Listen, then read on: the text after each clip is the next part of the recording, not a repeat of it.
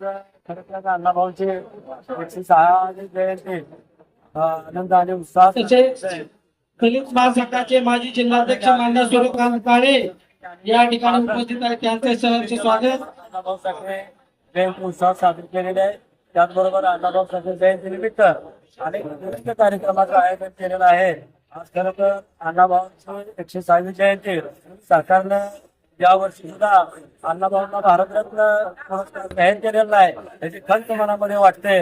म्हणून मला या ठिकाणी भारत सरकार आणि महाराष्ट्र सरकारला विनंती आहे की आम्ही अनेक वर्षापासून अण्णाभाऊंना भारतरत्न या मागणी करतोय, मात्र याची आजपर्यंत सरकारनं दखल घेतलेली आहे.